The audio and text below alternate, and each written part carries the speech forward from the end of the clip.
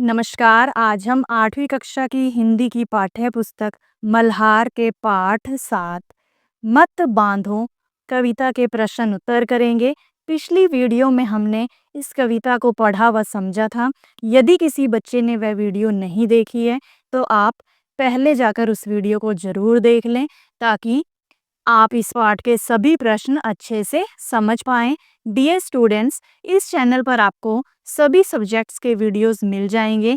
इसके लिए आप डिस्क्रिप्शन या प्ले लिस्ट को चेक कर सकते हैं। तो आइए मैं आपको जल्दी से बता देती हूँ कि आप प्ले लिस्ट को कैसे चेक कर सकते हैं। सबसे पहले आपको यूट्यूब के सर्च बार में एजू मैग्नेट को टाइप करना है और इस चैनल को सर्च करना है। जैसे ही आप इस चैनल को सर्च करेंगे तो आपके सामने इस तरह का पेज जो है वो खुल जाएगा। फिर आपको व्यू चैनल पर जाना है। जैसे ही आप व्यू चैनल पर जाएंगे तो आपके सामने कुछ इस तरह का पेज जो है वो खुल जाएगा, जिसमें आपको ये सभी ऑप्शंस जो हैं वो दिखाई देंगे। अगर आप वीडियोस पर क्लिक करते हैं तो चैनल पर जितनी भी वीडियोस हैं वो सभी आपके सामने खुल जाएंगी। आप जो वीडियो देखना चाहते हैं देख सकते हैं। और अगर आप प्लेलिस्ट पर जाते हैं, यहाँ पर क्लिक करते हैं तो प्लेलिस्ट में आपको subject wise class wise videos जो हैं वो मिल जाएंगी। आप जो भी वीडियो देखना चाहते हैं, जिस भी सब्जेक्ट की देखना चाहते हैं, वो प्लेलिस्ट में जाकर देख सकते हैं। इसके अलावा आप विजिट शॉप या स्टोर पर जाकर ऑनलाइन शॉपिंग भी कर सकते हैं। और अगर आप चैनल पर नए हैं तो यहाँ पर सब्सक्राइब का बटन दिया गया है, इसे भी ज़रूर प्रेस कर लें ताकि चैनल पर आने वाली वीडियोस का अपडेट आपको मिलता रहे। तो आइए अब आज का वीडियो शुरू करते हैं। तो प्रश्न है पाठ से। आइए अब हम इस कविता को थोड़ा और विस्तार से समझते हैं। नीचे दी गई गतिविधियां इस कार्य में आपकी सहायता करेंगी मेरी समझ से। निम्नलिखित प्रश्नों के उपयुक्त उत्तर के सम्मुख तारा बनाइए। कुछ प्रश्नों के एक से अधिक उत्तर भी हो सकते हैं। तो आपको प्रश्न दिए गए हैं और उनके चार चार ऑप्शंस दिए गए हैं। तो जो भी सही उत्तर है उसके सामने आपको तारा का चिन्ह बनाना है और एक प्रश्न के एक से अधिक उत्तर भी हो सकते हैं। तो पहला प्रश्न है, आप इनमें से कविता का मुख्य भाव किसे समझते हैं? पहला ऑप्शन कि सपने मात्र कल्पनाएं हैं। दूसरा, सपनों को भूल जाना चाहिए। सपनों की स्वतंत्रता बनी रहनी चाहिए या सपने देखना अच्छी बात है। तो इस प्रश्न का जो उत्तर है वो है सपनों की स्वतंत्रता बनी रहनी चाहिए। ठीक है, और सपने देखना अच्छी बात है। तो दोनों ही उत्तर आपके सही हैं। अगला प्रश्न देखिए, मत बांधो कविता किसकी स्वतंत्रता की बात करती है? प्रेम की, शिक्षा की, सपनों की या अधिकारों की? तो इस प्रश्न का जो सही उत्तर है वो है सपनों की। ठीक है, कि मत बांधो कविता जो है वो सपनों की स्वतंत्रता की बात करती है।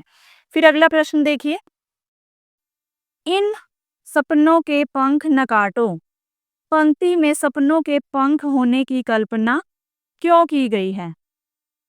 तो ऑप्शन है कि सपने जीवन में कुछ नया करने की प्रेरणा देते हैं। सपने सफलता की ऊंचाइयों तक ले जाते हैं। तीसरा है, सपने पंखों की तरह उड़ान भर भ्रमण करवाते हैं। भ्रमण यानी कि सैर करवाते हैं। और चौथा ऑप्शन कि सपने पंखों की तरह कोमल और अनेक प्रकार के होते हैं। तो इस प्रश्न का जो उत्तर है वो है कि सपने जीवन में कुछ नया करने की प्रेरणा देते हैं और सपने सफलता की ऊंचाइयों तक ले जाते हैं। तो दोनों ही ऑप्शन आपके सही हैं। अब प्रश्न 4 है, स्वर्ग बनाने का फिर कोई शिल्प पंक्ति में स्वर्ग से आप क्या समझते हैं? तो ऑप्शन है, जहाँ किसी प्रकार का शारीरिक कष्ट ना हो, यानी शारीरिक पीड़ा ना हो। जहाँ अतुलनीय धन संपत्ति हो, जिसकी तुलना ही ना की जा सके, इतना धन हो। जहाँ परस्पर सहयोग और सद्भाव हो। और चौथा, जहाँ सभी प्राणी एक दूसरे के प्रति संवेदनशील हो, एक दूसरे के प्रति संवेदना का, करुणा का, दया का भाव हो। तो इस प्रश्न का जो सही उत्तर है कि जहाँ परस्पर सहयोग एवं सद्भाव हो। और ये भी ऑप्शन सही है कि जहाँ सभी प्राणी एक दूसरे के प्रति संवेदनशील हों। तो दोनों ही ऑप्शन आपके सही होंगे। प्रश्न 5, यदि बीज धूल में गिर जाए तो क्या हो सकता है? ऑप्शन है, वह बहुत तेजी से उड़ सकता है, वह और गहरा हो सकता है, उसकी उड़ान रुक सकती है, या वह बढ़कर पौधा बन सकता है।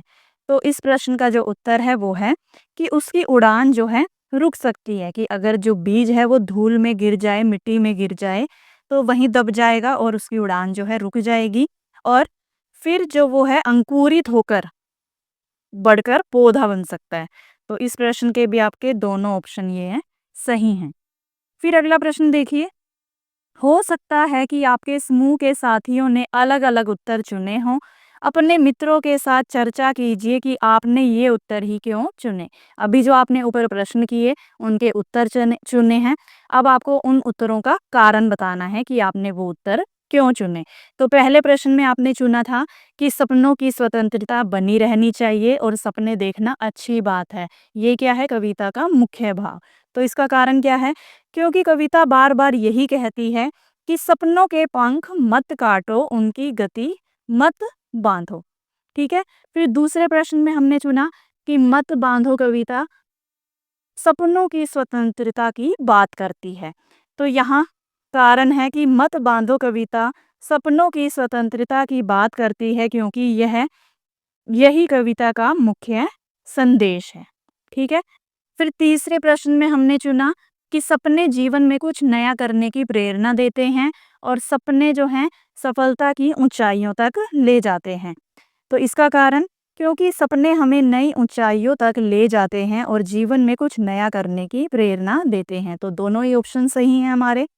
चौथे प्रश्न का उत्तर चुनने का कारण है कि स्वर्ग का अर्थ मैंने सहयोग और संवेदनशीलता से लिया, क्योंकि कविता में धरती को सुंदर और सुखमय बनाने का भाव है, ना कि केवल धन संपत्ति या ऐश्वर्य का। कि स्वर्ग जैसा सुंदर का अर्थ ये है कि सहयोग हो, करुणा का भाव हो, संवेदनशीलता का भाव हो, ना कि धन संपत्ति हो। ठीक है?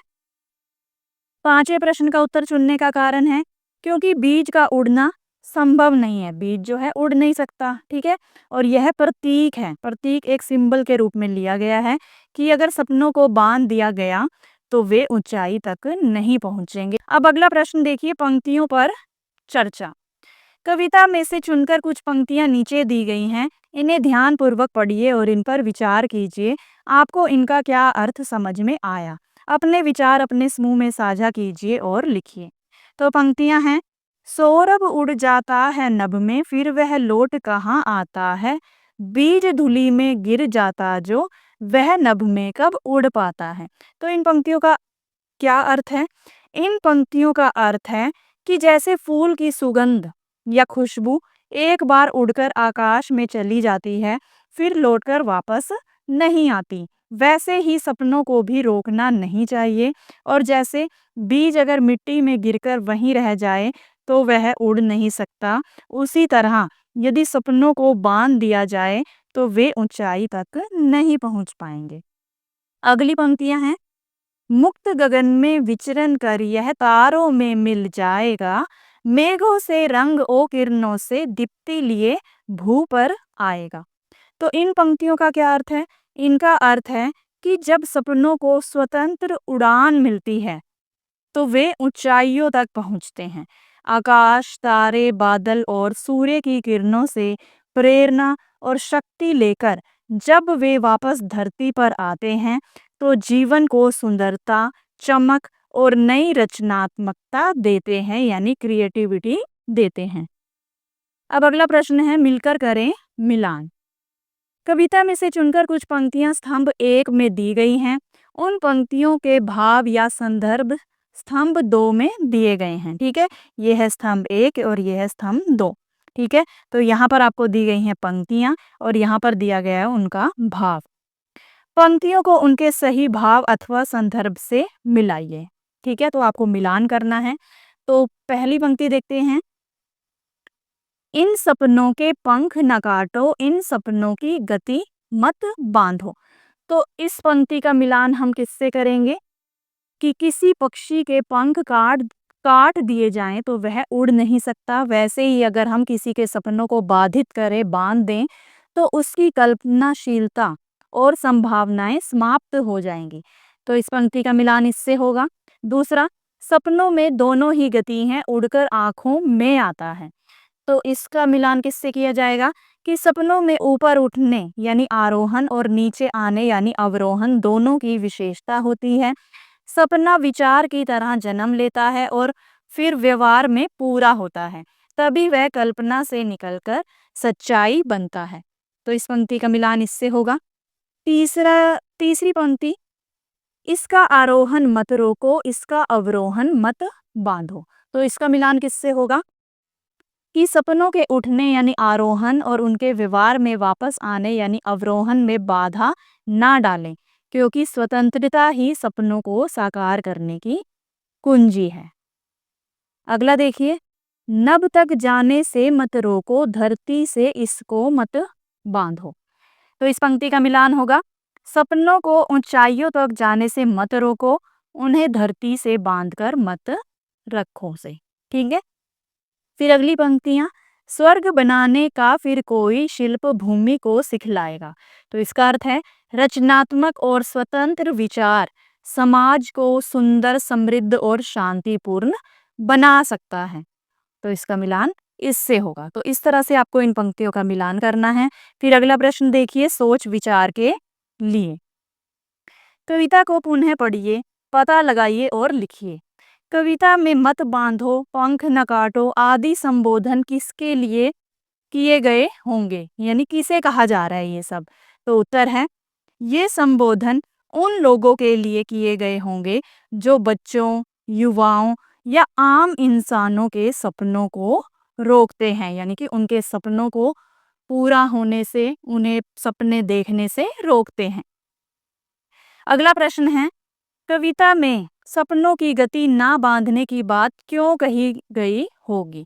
तो उत्तर है, क्योंकि सपने ही हमें आगे बढ़ने, नया सोचने और जीवन को सुंदर बनाने की प्रेरणा देते हैं। अगर सपनों को बांध दिया जाए तो व्यक्ति प्रगति और सफलता की ऊंचाइयों तक नहीं पहुंच सकता। फिर अगला प्रश्न, कविता में सौरभ, बीज, धुआं, अग्नि जैसे उदाहरणों के माध्यम से सपनों को इनसे भिन्न बताते हुए उसे विशेष बताया गया है। सपनों को इन सब वस्तुओं से, इन सब उदाहरणों से विशेष बताया गया है।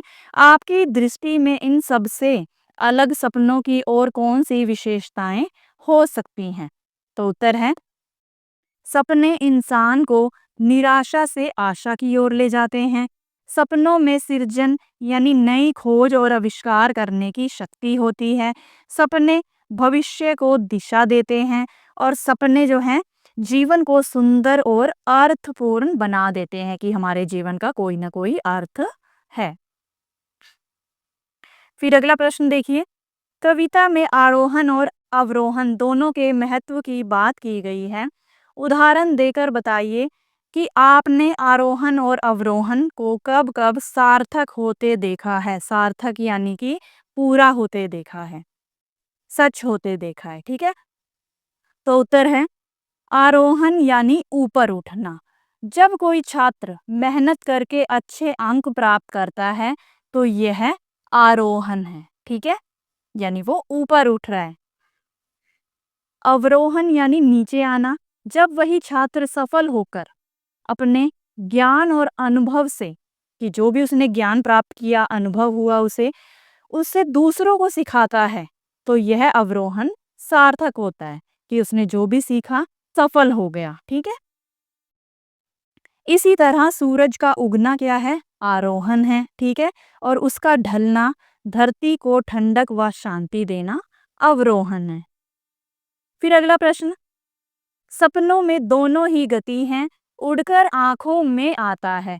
क्या आप सहमत हैं कि सपने आंखों में लौटकर वास्तविकता बन सकते हैं। वास्तविकता यानी सच साबित हो सकते हैं। अपने अनुभव या आसपास के अनुभवों से कोई उदाहरण दीजिए। तो उत्तर है, जी हाँ, मैं इस बात से पूरी तरह सहमत हूँ। सपनों को यदि हम मेहनत, लगन और धैर्य से पूरा करने की कोशिश करें तो वे आंखों में लौटकर हकीकत बन जाते हैं। उदाहरण दिया गया है डॉक्टर एपीजे अब्दुल कलाम का, ठीक है, कि उन्होंने बचपन में वैज्ञानिक बनने और देश की रक्षा करने के लिए काम करने का सपना देखा था। मेहनत और लगन से उन्होंने मिसाइल विज्ञान में सफलता प्राप्त की और बाद में राष्ट्रपति बने।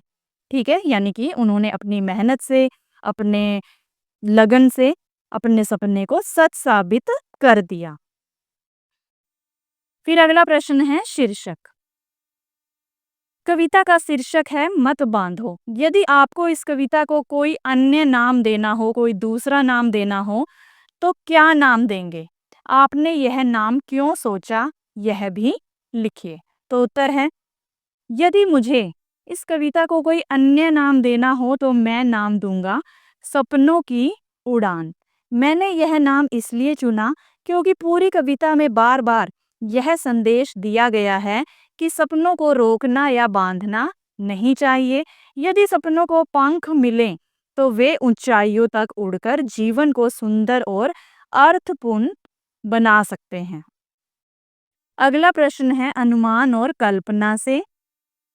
मान लीजिए आप एक नया संसार बनाना चाहते हैं। उस संसार में आप क्या-क्या रखना चाहेंगे और क्या-क्या नहीं? अपने उत्तर का कारण भी बताइए।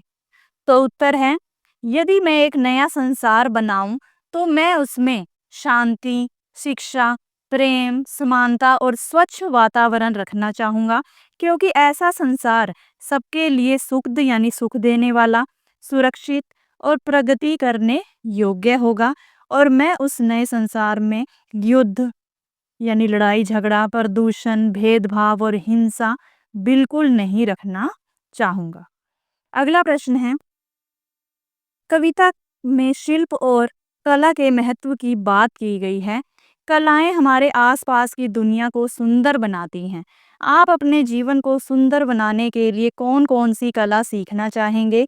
उससे आपका जीवन कैसे सुंदर बनेगा? अनुमान करके बताइए। तो उत्तर है, मैं चित्रकला यानी पेंटिंग सीखना चाहूँगा। इससे मेरा जीवन सुंदर बनेगा, क्योंकि रंग और चित्र मेरी भावनाओं को, कि मेरे जो मन में भावनाएं हैं उन्हें व्यक्त करेंगे, मन को शांति देंगे और घर परिवार का वातावरण भी खुशनुमा बनेगा। फिर अगला प्रश्न है, सौरभ उड़ जाता है नभ में, फिर वह लौट कहाँ आता है?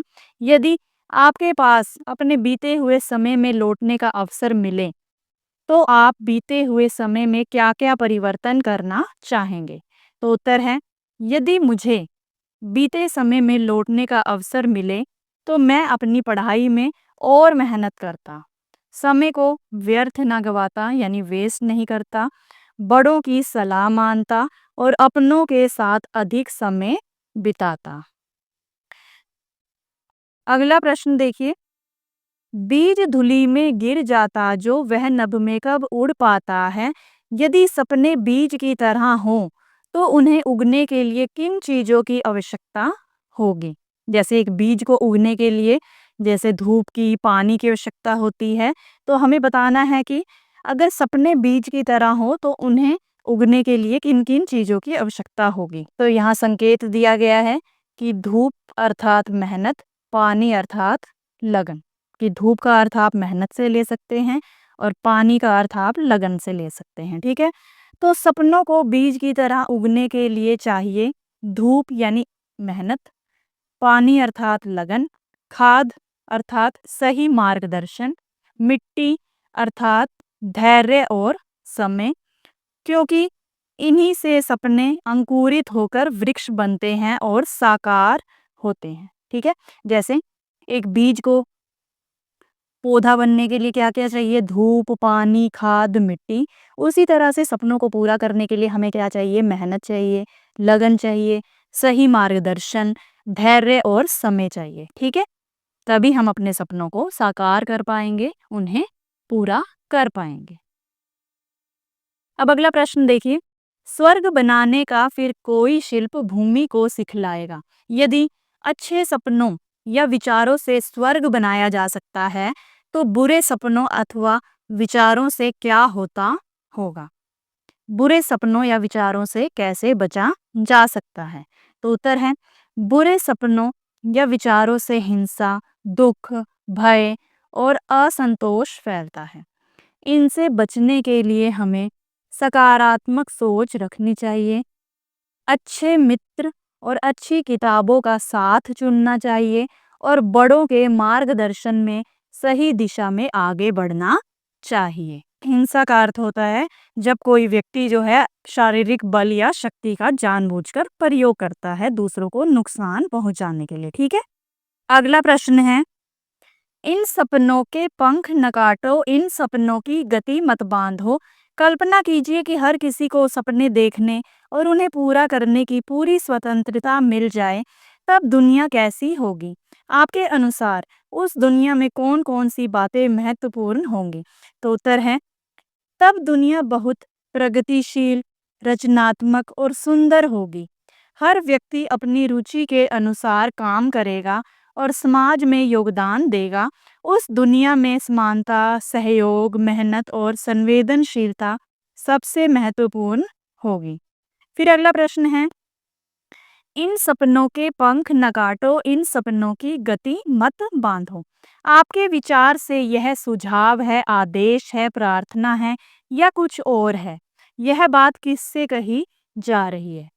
तो उत्तर है यह एक प्रार्थना और सुझाव है कि इन सपनों के पंख न काटो, इन सपनों की गति मत बांधो। तो ये क्या है? एक प्रार्थना भी है और एक तरह का सुझाव भी है। कवित्री यह बात सभी माता-पिता, शिक्षकों, समाज और उन सभी लोगों से कह रही है जो बच्चों या युवाओं के सपनों को रोक देते हैं। कवित्री चाहती है कि कोई भी इंसान अपने सपनों को बांधकर न रखे, बल्कि उन्हें उड़ान दे, स्वतंत्रता प्रदान करे। अगला प्रश्न, कविता की रचना। सौरभ उड़ जाता है नभ में, बीज धूलि में गिर जाता जो, अग्नि सदा धरती पर जलती। उपर्युक्त पंक्तियों पर ध्यान दीजिए। इन पंक्तियों को पढ़ते समय हमारी आंखों के सामने कुछ चित्र उभर आते हैं। कई बार कवि अपनी बात अथवा मुख्य भाव को समझाने या बताने के लिए उदाहरणों के माध्यम से शब्द चित्रों की लड़ी सी लगा देता है, जिससे कविता में विशेष प्रभाव उत्पन्न हो जाता है। इस कविता में भी ऐसी अनेक विशेषताएं छिपी हैं। अपने समूह के साथ मिलकर इन विशेषताओं की सूची बनाइए। अपने समूह की सूची को कक्षा में सबके साथ साझा कीजिए। तो इस कविता की कौन कौन सी विशेषताएं हैं वही इस प्रश्न के उत्तर में लिखना है। तो पहली देखिए, चित्रात्मकता। कवित्री ने सौरभ उड़ जाता है नभ में और बीज धूलि में गिर जाता जैसी पंक्तियों से ऐसे दृश्य खड़े किए हैं जो आंखों के सामने चित्र बना देते हैं। दूसरी विशेषता है प्रश्नवाचक शैली। फिर वह लौट कहाँ आता है जैसे प्रश्न पूछकर कवित्री पाठक को सोचने पर मजबूर करती है। तीसरी विशेषता विरोधाभास। नभ और धरती, आरोहण और अवरोहण जैसे शब्दों से विपरीत भावों को दिखाया गया है। अगली विशेषता है पुनरुक्ति। इन सपनों के पंख न काटो, इन सपनों की गति मत बांधो जैसी पंक्तियों में बार बार दोहराकर भाव को और गहरा किया गया है। अगली विशेषता है मानवीकरण। सपनों को मनुष्य की तरह चित्रित किया गया है, जैसे उनके पंख हैं और वे नभ में उड़ते हैं, कि जैसे सपनों के पंख हैं और वो आकाश में स्वतंत्र उड़ते हैं। तो यहाँ पर सपनों को मनुष्य की तरह चित्रित किया गया है। अगली विशेषता है संबोधन। कवित्री सीधे पाठकों से बात करती है, इन सपनों के पंख न काटो। फिर अगली विशेषता प्रेरणा और संदेश। पूरी कविता का भाव यही है कि सपनों को बांधना नहीं चाहिए, बल्कि उन्हें उड़ान भरने देना चाहिए।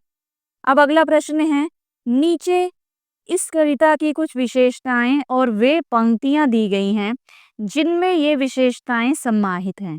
विशेषताओं का सही पंक्तियों से मिलान कीजिए। ठीक है, तो यहाँ दी गई हैं कविता की विशेषताएं और ये दी गई हैं पंक्तियां। तो कविता की विशेषताओं को आपको पंक्तियों से मिलाना है। तो पहली विशेषता है, एक दूसरे के विपरीत अर्थ वाले शब्दों का प्रयोग किया गया है। तो अगर देखा जाए तो इस पंक्ति में भी है आरोहण और अवरोहण। ठीक है, क्या है, एक दूसरे के विपरीत हैं। और पांचवी पंक्ति में भी देखिए, नभ और धरती दोनों क्या हैं, एक दूसरे के विपरीत है। तो आप इस विशेषता का मिलान नंबर 2 से भी कर सकते हैं और नंबर 5 से भी कर सकते हैं। ठीक है, अब दूसरा देखिए, एक ही शब्द का प्रयोग बार बार किया गया है। तो यहाँ एक ही शब्द का बार बार प्रयोग किया गया है कि नभ तक जाने से मत रोको, धरती से इसको मत बांधो। यहाँ पर मत शब्द का प्रयोग बार बार किया गया है। उसी तरह से दूसरी पंक्ति में भी इसका आरोहण मत रोको, इसका अवरोहण मत बांधो। तो यहाँ भी इसका शब्द का प्रयोग भी बार बार किया गया है और मत शब्द का प्रयोग भी बार बार किया गया है। तो इस विशेषता का मिलान भी आप इन दोनों ही पंक्तियों से कर सकते हैं। फिर तीसरी विशेषता, समानार्थी शब्दों का प्रयोग किया गया है। तो समानार्थी यानी कि एक जैसे शब्दों का प्रयोग किया गया है जिनका अर्थ जो है समान है। तो देखिए, दीप्ति लिए भू पर आएगा, स्वर्ग बनाने का फिर कोई शिल्प भूमि को सिखलाएगा। तो यहाँ भू का अर्थ भी पृथ्वी होता है और भूमि का अर्थ भी पृथ्वी होता है। तो इस विशेषता का मिलान आप इससे कर सकते हैं। अगली विशेषता, प्रश्न पूछा गया है। तो प्रश्न कहाँ पूछा गया है, पहली पंक्ति में, वह नभ में कब उड़ पाता है। एक तो कब से पता लग रहा है कि प्रश्न पूछा जा रहा है, और ये प्रश्न सूचक चिन्ह से भी आप पता लगा सकते हैं कि यहाँ पर प्रश्न पूछा गया है। तो इस पंक्ति का मिलान आप इससे करेंगे। ठीक है, फिर अगला देखिए, संबोधन का प्रयोग किया गया है। संबोधन कहाँ पर किया गया है, इन सपनों के पंख न काटो। ठीक है, सीधा सीधा संबोधित किया जा रहा है कि इन सपनों के पंख ना काटो। अगली विशेषता देखिए, सपने को मनुष्य की तरह चित्रित किया गया है। तो किन पंक्तियों से पता लगता है, एक तो ये हो गया, स्वर्ग बनाने का फिर कोई शिल्प भूमि को सिखलाएगा, कि सपने को सिखाने वाला बताया गया है। ठीक है, कि स्वर्ग का मार्ग कौन सिखाएगा, हमें सपना सिखाएगा। तो इसका मिलान आप इससे कर लेंगे। ठीक है, और वैसे इस पंक्ति का मिलान आप इस पंक्ति से भी कर सकते हैं कि दीप्ति लिए भू पर आएगा, स्वर्ग बनाने का फिर कोई शिल्प भूमि को सिखलाएगा। कि सपने को मनुष्य की तरह चित्रित किया गया है कि सपना जो है भूमि पर आकर इस धरती को स्वर्ग जैसा बनाने की सीख हमें देगा। प्रश्न शब्दों की बात से, इसका आरोहण मत रोको, इसका अवरोहण मत बांधो। उपर्युक्त पंक्तियों में रेखांकित शब्दों पर ध्यान दीजिए। रेखांकित यानी कि आरोहण और अवरोहण शब्दों पर। ठीक है, आरोहण और अवरोहण दोनों एक दूसरे के विपरीतार्थक शब्द हैं। आरोहण का अर्थ है नीचे से ऊपर की ओर जाना या चढ़ना, और अवरोहण का अर्थ है ऊपर से नीचे की ओर आना या उतरना। तो आरोहण का अर्थ क्या हुआ, नीचे से ऊपर की ओर आना या चढ़ना, और अवरोहण का ऊपर से नीचे की ओर आना या उतरना। अब नीचे दिए गए रिक्त स्थान में आरोहण और अवरोहण का उपयुक्त प्रयोग करके वाक्यों को पूरा कीजिए। तो पहला वाक्य देखिए, पर्वतारोहियों ने 20 दिन तक पर्वत पर डैश कर विजय प्राप्त की। यानी कि पर्वत पर चढ़ाई की है उन्होंने। ठीक है, यानी कि आरोहण। ठीक है, तो यहाँ पर क्या आएगा, आरोहण कर विजय प्राप्त की। ठीक है, अगला वाक्य, नदियां विशाल पर्वतों से डैश करते हुए सागर में मिल जाती हैं। अब नदियां जो हैं वो विशाल यानी बड़े बड़े पर्वतों से नीचे को आएंगी, है ना, यानी कि अवरोहण होगा। ठीक है, तो क्या लिखेंगे, अवरोहण, की नदियां विशाल पर्वतों से अवरोहण करते हुए सागर में मिल जाती है। ठीक है, फिर अगला वाक्य देखिए, अंक गणित में बड़ी संख्या से छोटी संख्या की ओर लिखने की प्रक्रिया डैश क्रम कहलाती है। तो बड़ी संख्या से छोटी संख्या यानी कि बड़े से छोटे की ओर आना, ऊपर से नीचे की ओर आना, तो वो क्या होगा? अवरोहन। ठीक है। अब अगला प्रश्न देखिए। इसी प्रकार से आरोहण और अवरोहण शब्दों के प्रयोग को देखते हुए आप भी कुछ सार्थक वाक्य बनाइए। सार्थक वाक्य यानी ऐसे वाक्य बनाइए जिनका कोई ना कोई अर्थ हो। ठीक है। तो जैसे हमने बनाया, माउंट एवरेस्ट पर पर्वतारोहियों का डैश बहुत कठिन था, यानी आरोहण यानी चढ़ना। ठीक है। अंतरिक्ष यान का डैश देखकर दर्शक रोमांचित हो गए। अंतरिक्ष यान का आरोहण देखकर यानी उसे ऊपर जाते हुए देखकर दर्शक जो है रोमांचित हो गए। पहाड़ से डैश करते समय बहुत सावधानी बरतनी चाहिए। अवरोहण यानी कि पहाड़ से उतरते समय बहुत सावधानी बरतनी चाहिए। तापमान के डैश से मौसम में ठंडक बढ़ गई है। तापमान के अवरोहण से यानी कि तापमान के गिरने से, नीचे आने से, ठीक है, मौसम में ठंडक बढ़ गई है। अगला प्रश्न, नीचे दी गई कविता की पंक्तियों के रेखांकित शब्दों पर ध्यान दीजिए। वह नभ में कब उड़ पाता है, धूम गगन में मंडराता है। तो रेखांकित शब्द नभ और गगन। ठीक है। नभ और गगन समान अर्थ वाले शब्द हैं। रेखांकित शब्दों के समान अर्थी शब्दों का प्रयोग करते हुए कुछ नई पंक्तियों की रचना कीजिए और देखिए कि पंक्तियों में लय बनाए रखने के लिए और किन परिवर्तनों की आवश्यकता पड़ती है। परिवर्तन यानी कि चेंजेस। तो नभ और गगन के समानार्थी क्या हो गए? आकाश, अंबर, व्योम। ठीक है। अब पंक्तियां देखिए। वह आकाश में कब उड़ पाता है, धूम अंबर में मंडराता है, व्योम में उसकी छवि चमकती है, नील अंबर पर वह दमकती है। ध्यान दीजिए कि समानार्थी शब्दों के प्रयोग से लय बनाए रखने के लिए कभी कभी क्रिया या विशेषण में बदलाव करना पड़ता है, जैसे चमकती है या दमकती है, ताकि पंक्ति सुगठित और स्वाभाविक लगे। ठीक है। कि कभी कभी समानार्थी शब्दों के प्रयोग से लय बनाने के लिए हमें क्रिया या विशेषण में बदलाव करना पड़ता है, जैसे व्योम में उसकी छवि चमकती है, नील अंबर पर वह दमकती है। कि छवि, व्योम में आकाश में छवि जो है चमकती है और नीले आकाश में वही छवि जो है वो दमकती है। अगला प्रश्न, कविता में मत शब्द के साथ बांधो काटो क्रिया लगाई गई है। आप मत के साथ कौन कौन सी क्रियाएं लगाना चाहेंगे, लिखिए। संकेत दिया गया है मत डरो। तो मत के साथ कौन कौन सी क्रियाएं लगा सकते हैं हम? मत डरो, मत रुको, मत रो, मत भूलो, मत झुको, मत भागो, मत सो, मत तोड़ो आदि। अब अगला प्रश्न देखिए।